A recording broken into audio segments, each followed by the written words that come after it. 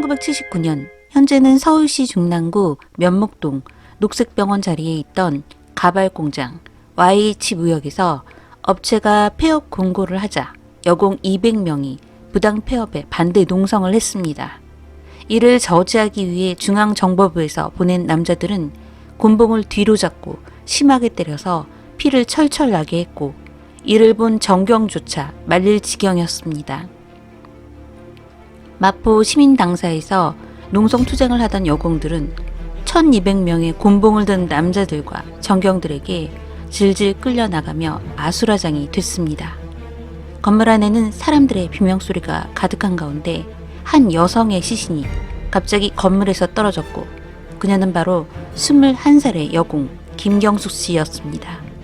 김경숙 씨는 꽃다운 나이에 왜 죽음을 맞게 됐고 누가 그녀를 사망하게 만들었을까요?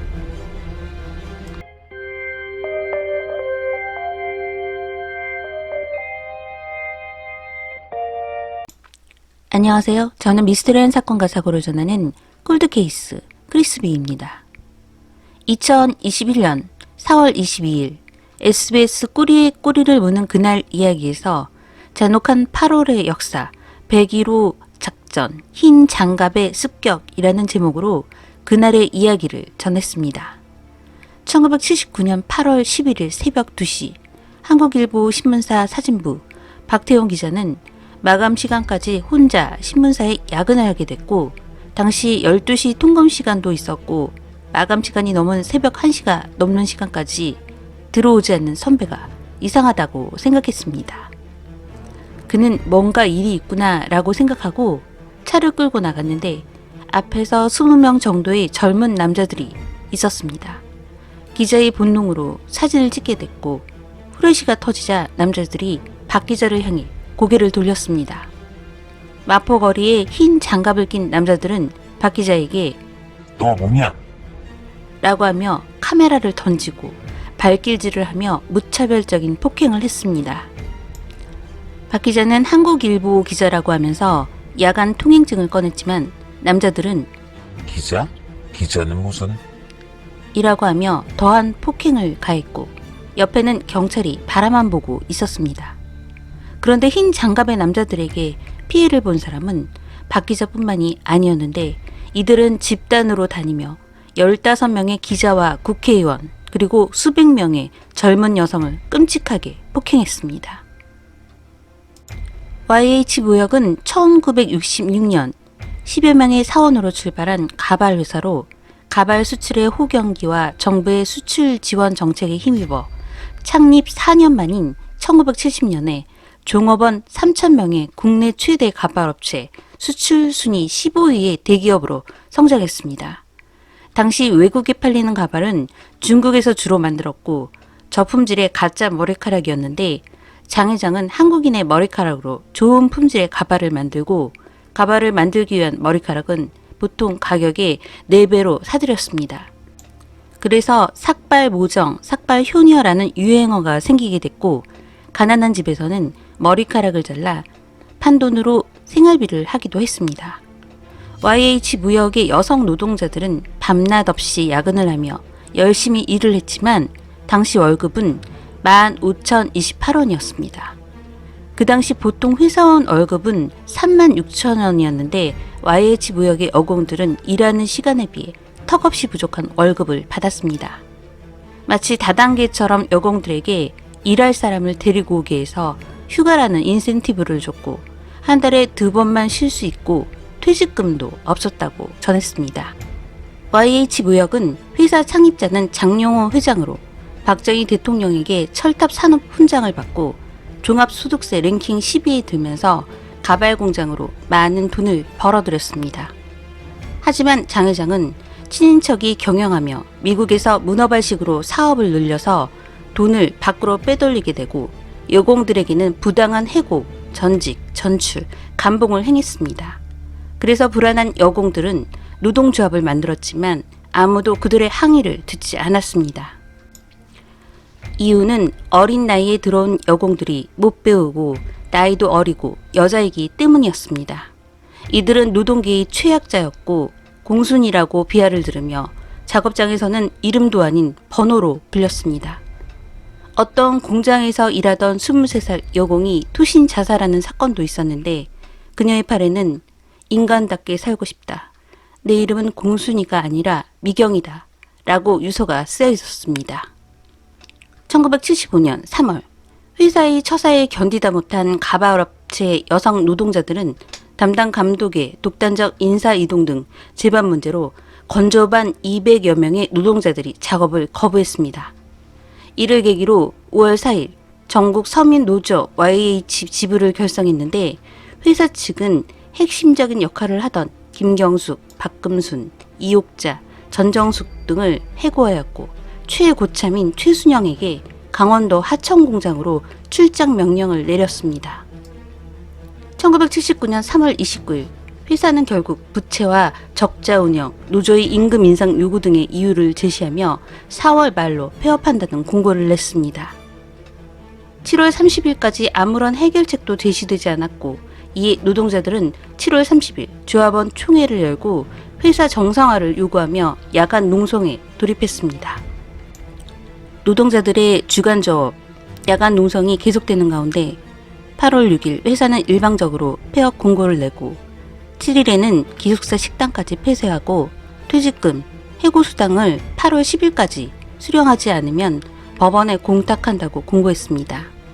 YH 무역은 어떤 공장보다 노동시간은 가장 길고 임금은 가장 적었는데 몇 달의 월급을 밀리더니 갑자기 폐업을 했는데 여공 기숙사에서 물과 전기가 끊긴 채 감시까지 했습니다. 여공들은 목욕탕을 가는 척하면서 각자 목욕 바구니를 들고 몰래 마포에 있는 신민 당사로 가서 도움을 요청했습니다.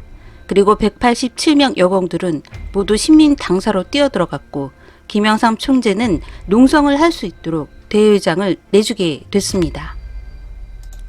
이후 YH 무역 여공들의 소식이 신문에 실리자 중앙정보부에서 회의를 하게 됐고 오늘 중으로 경찰 투입해서 해산시켜라. 라고 지시했습니다.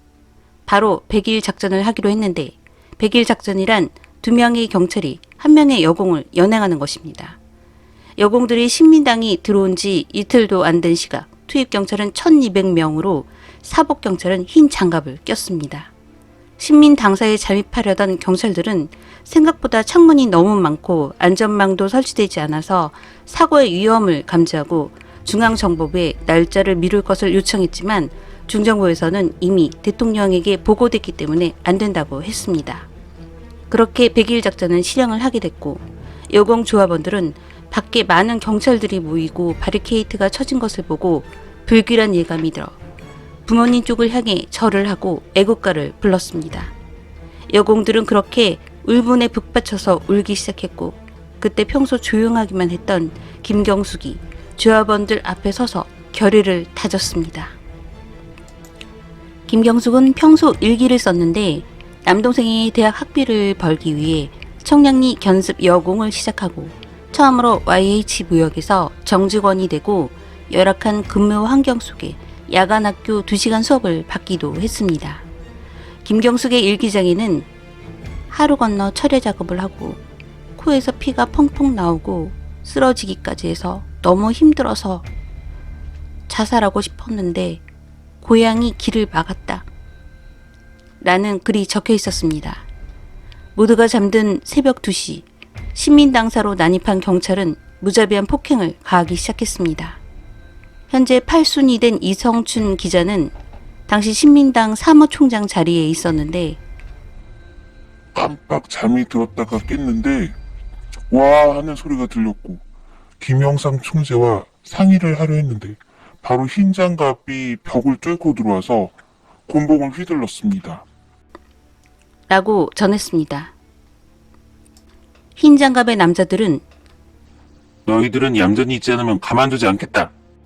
라고 경고를 했고 움직이는 사람이 보이자 곤봉으로 때려서 머리에 피가 철철 나는데도 질질 끌고 갔고 국회의원 기자들을 무자비하게 폭행했습니다. 여공들은 서로 떨어지지 않으려고 팔짱을 꼈지만 역시 경찰들에게 질질 끌려가고 인연들이 일이나 열심히 하지. 라고 하면서 죽도록 맞는 모습을 목격했다고 했습니다. YH무역에서 농성을 벌이는 여공을 저지하기 위해 흰 장갑을 낀 남자들은 곤봉을 뒤로 잡고 심하게 때렸는데 전경조차 말릴 지경이라고 했다고 하면서 여공 한 명당 4명이 전경이 잡고 데리고 나갔습니다. 건물 안에는 사람들의 비명소리로 가득했고 얼마 후 당사 뒤편 지하실 입구에 한 여성의 시신이 발견됐고 그가 바로 21살의 여공 김경숙 씨였습니다. 김경숙 씨는 병원으로 옮겨졌지만 왼쪽 팔목 동맥이 절단되어 있고 온몸에 타박상이 있었는데 이미 사망한 후였습니다. 하지만 사망 후의 과정이 더 이상했습니다. 형사는 김경숙 씨 사망 후 다음날 오전 11시 전남 광주의 김경숙 씨 집에 가서 어머니와 남동생을 데리고 서울로 떠나게 됐습니다. 하지만 형사는 집에서 바로 출발하지 않고 시간을 끌다가 저녁 8시가 지나서야 차를 출발시켰고 형사가 둘을 데려간 곳은 병원, 경찰서, 서울이 아닌 수원의 한 여관이었습니다. 다음날 서울에서 내려준 것도 병원이 아닌 여관이었는데 그동안 유적을 시신과 철저히 차단을 시켰던 것이고 겨우 병원에 도착한 어머니의 동생은 부검이 이미 끝난 김경숙 씨를 맞이해야 했습니다. 이후 경찰은 빠른 화장을 권유하고 김경숙 어머니에게 돈봉투를 내밀었습니다. 다음날 경찰은 신문기사에 김경숙이 성격이 예민하고 과격한 탓으로 자주 흥분했고 여공들을 선동해서 같이 뛰어내리자고 했습니다. 김경숙은 진압작전 개시 30분 전 스스로 동맥을 끊고 4층 강당 건물 뒤편 주차장 쪽 창문 아래로 투신 자살했습니다. 라고 발표했습니다. 김영삼 총재는 이 사건 이후 국회의원에서 제명된 직후 닭의 모가지를 비틀어도 새벽은 온다. 라는 성명문을 발표하며 박정희 대통령에게 정면으로 맞섰습니다. 그리고 YH 무역 사건은 부마 민주항쟁 사건으로 이어지고 부마 민주항쟁은 김재규가 박정희 대통령을 암살하는 12.6 사건에 영향을 미치게 됐는데 바로 유신 시대를 종식시키는 방아쇠 역할을 했습니다. YH 무역은 당시 본사 건물이 현재 서울특별시 중랑구 면목동에 지금도 남아 있습니다. 원진재단 부설 녹색병원인데 골조는 그대로 둔 채 외장과 내장을 리모델링해서 사용 중입니다. 또한 당시 경찰서원에 죽어간 김경숙이 사용한 기숙사 건물도 남아 있는데 현재는 병원 북쪽에 위치한 야외 주차장의 관리소로 사용되고 있습니다. 2015년에 서울시는 도화동 구 신민당사 자리 근처 인도에 김경숙 열사가 사망했음을 알리는 동판을 새겼습니다. 저는 오늘 이렇게 유신 정권에 있었던 잊혀질 뻔한 사건을 다시 되새기게 됐습니다. 특히 면목동 토박이인 저에게는 이 YH 무역 자리 그리고 22살에 억울하게 세상을 떠난 김경숙 열사의 죽음이 남다르게 다가오네요. 여러분의 생각이 궁금합니다. 저는 콜드케이스 크리스비였습니다. 시청해주셔서 감사합니다.